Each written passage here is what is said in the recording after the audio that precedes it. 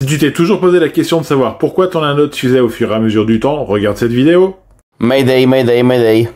Salut et bienvenue dans ce Mayday Technique. Aujourd'hui, je vais t'expliquer comment fonctionne une anode. Pour commencer, on va se rappeler de certains principes qu'on a appris au collège. L'électricité se déplace toujours du positif, le plus, vers le négatif, le moins, en portant avec elle des électrons et des ions de la matière qui la constituent. C'est ce qu'on appelle la corrosion électrolytique. Sur un bateau, il se trouve qu'on met dans de l'eau de mer, donc un élément particulièrement conducteur de l'électricité, des métaux de nature différentes, acier, alu, inox, zinc, cuivre, fonte, plomb parfois.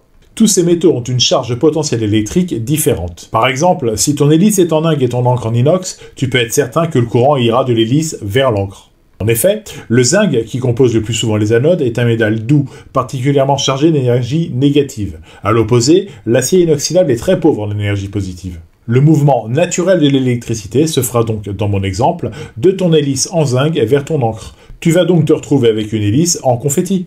Une anode, c'est comme je t'en parlais l'autre jour, totalement sacrificiel. C'est même sans doute l'élément le plus sacrificiel de tout ce qui a un contact avec l'eau. C'est d'ailleurs pour cette raison que les piliers immergés des ponts ou encore les portes des écluses sont eux aussi équipés d'anodes. La porte ou le pilier sert de cathode et reçoit les ions de l'anode sacrificielle.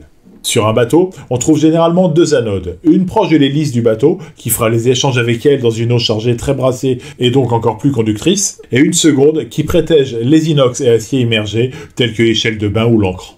Sur les bateaux qui disposent d'un arbre, une anode en forme d'olive est disposée sur cet arbre de transmission pour le protéger contre l'usure qui l'amènera inévitablement à la rupture.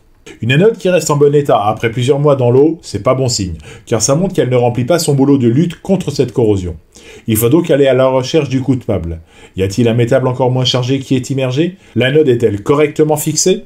Le bateau est-il resté longtemps sur le terre-plein? Et c'est là que d'un coup, le propriétaire du bateau se souvient qu'il a fait lui-même l'anti-fouling du bateau, et pour que ça fasse plus joli, il a mis de la peinture sur les anodes du bateau. En faisant ça, il les a isolés électriquement de leur environnement. Le flux des ions ne part donc plus de l'anode, mais d'autre chose. Il pourrait aussi se poser l'anode sur un arbre recouvert de peinture, l'effet serait exactement le même. La continuité électrique doit être permanente entre l'anode et les métaux qu'il protège. Si c'est ce que tu as fait, non seulement tu es bon pour remplacer l'anode, mais en plus tu vas devoir partir à la recherche de ce qui a servi d'anode entre-temps. Hélice, propulseur d'étrave, échelle de bain, etc., etc. En d'autres termes, c'est à toi de jouer l'enquêteur, hein. Et, à croire que la chimie suffit pas, les fuites électriques à bord accélèrent encore plus l'usure des anodes.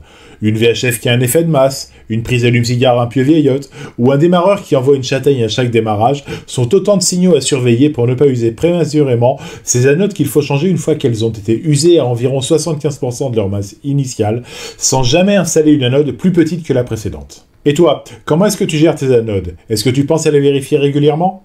N'hésite pas à liker et republier ce post. Et n'hésite pas non plus à t'abonner à ma chaîne pour rester au courant de l'actualité des bateaux et de la mer. Si t'es sur l'eau, je te souhaite du beau temps et bon vent.